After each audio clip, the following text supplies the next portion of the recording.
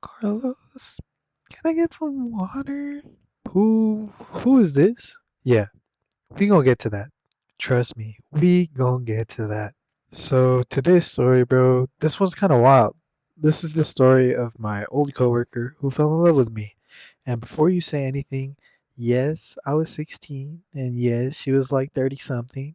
So already we're starting off with a whole festival of red flags. Just know it gets way weirder than that, like horror movie weird. Stay till the end. I'm dead ass. So back in the day, I worked at a donut shop. And not to flex, but your boy had goated customer service. Straight 5 stars. Old ladies loved me. Little kids loved me. Man came in mad about his mobile order, left smiling with 3 donuts. I was him. Carlos is at the register. There's 5 stars floating all over his head. You want that iced or hot? I say, I got you. Say less. This young man deserves a raise. But see, that's important for later because I was nice to everybody. This was just my default setting. Remember that. So there's this coworker, and we're about to call her Donna. Donna was cool. Everybody treated her good. She was chill, no problems. She was like 30 something, been there a minute. And she was actually training to be manager. She was about to be running the whole shop. Keep that in mind too. And me, I was just doing my thing, cracking jokes with the whole crew, covering shifts, being friendly. Again, friendly to everybody. That's just customer service, Carlos. So one day, Donna opens her locker in the break room, and randomly, there's some flowers in there. And I'm like, oh, that's cute. Somebody got a little admirer or whatever. Minding my business, rolling donuts, living my life. Then my phone buzz. Hey, were the flowers from you? Bro, I was freaked. I said, huh? Huh? Ma'am, you're 30 something. I'm 16. I still have a curfew. My mom was still checking my grades. What do you mean? Was it me? Nah, I ain't give them to you. That wasn't me. And she just left me on red. And I'm sitting there like, why would she even think that it was me? And then it hit me. The customer service, the 5 stars, being nice to everybody, bro. I thought I was flirting. I was just doing my job. And apparently I did it too good. I accidentally raised up a whole grown adult by accident. That should honestly be a crime. Somebody sue my charisma. So after that, work was awkward, like glazing donuts in silence awkward. And the funny part, people acting like I was leading her on. Bro, I had a whole girlfriend at the time. I wasn't leading nobody nowhere. My destination was clocking out at 2 p.m. and going home. And Loki, let me just say this for the younger viewers real quick. If you're a teenager and a grown adult at your job is catching feelings for you, that's not a compliment. That's a problem. That's their problem, not yours. Adults are supposed to know better. Okay, PSA, over, back to the madness. So then, out of nowhere, Donna quits. She quits. She was about to be manager, and she was in training, weeks away from the keys, the polo, the little clipboard, everything. And she just dipped. No 2 weeks, no goodbye, gone. And I'm like, okay, that's weird, but whatever, people quit, life goes on. I thought that was the end of the story. It was not the end of the story. Gym.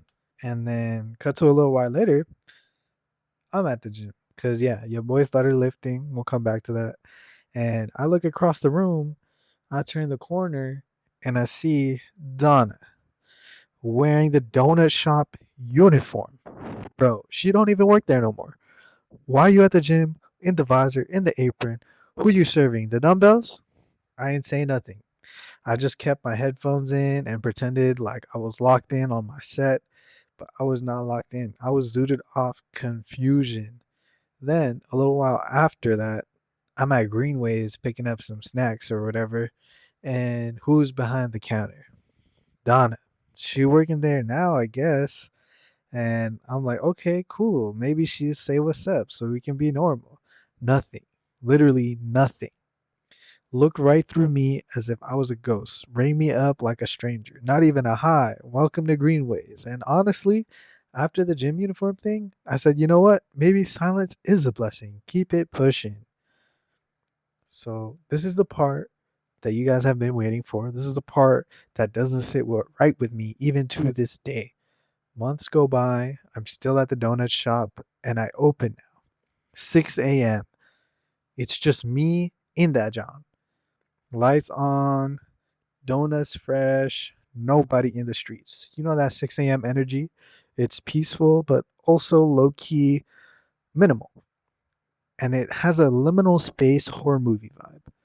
Door chimes, and a woman walks in. I do not recognize her at all. And she goes, "Oh my God, you're so much more muscular now." Now, first off, thank you, because the motherfucker has been hitting the gym. The grind was grinding. But second off, who even are you? Now, since when? You know a previous version of me?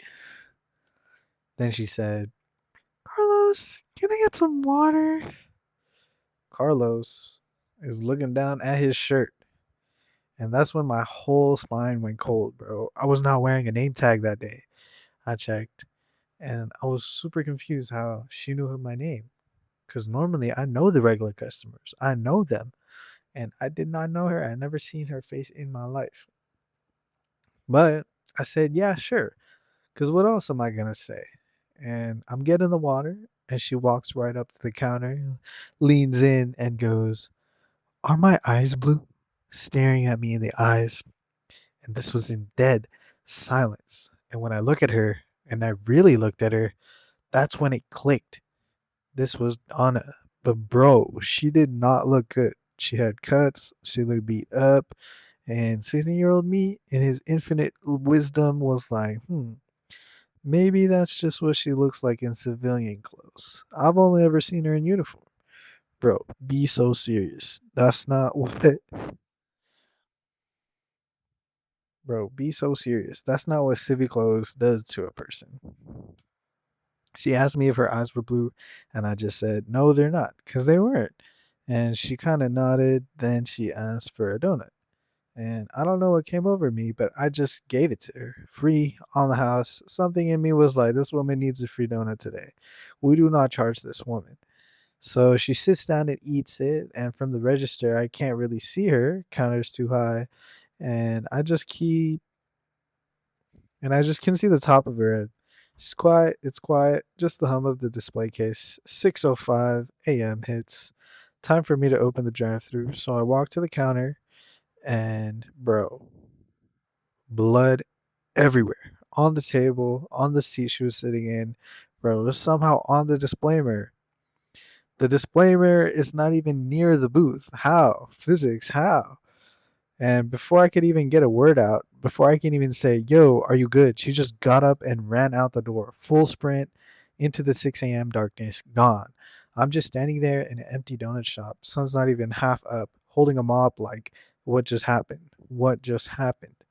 So I called the manager and she came in and I left the doors locked. I was like, I'm not opening this door. And I wasn't trying to clean that because it was literally her blood like everywhere. So the manager of the store came and she cleaned up everything. And I was super confused. So in present day, back in my desk, I can safely say, I hope that that's it. And that's the last time I ever saw her, dead ass. To this day, never came back to the shop. Never saw her at Greenways. Never saw her at the gym. And like, yeah, the whole crush thing was weird. Again, grown adults should not be catching feelings for 16-year-olds. That's not up for debate. But that morning, I didn't think about it like my weird coworker no more. I think about it like something was clearly wrong. The cuts, the running, the everything. I never got to ask if she was good. Never got to say anything. She just ran. So Donna, whatever your name really is, if you're somehow watching this, I hope you're good. I hope you're safe. For real, for real. The donut is still on the house, though I'm not a teenager no more. I appreciate you. Anyway, like and subscribe, or I'm putting flowers in your locket. I appreciate y'all.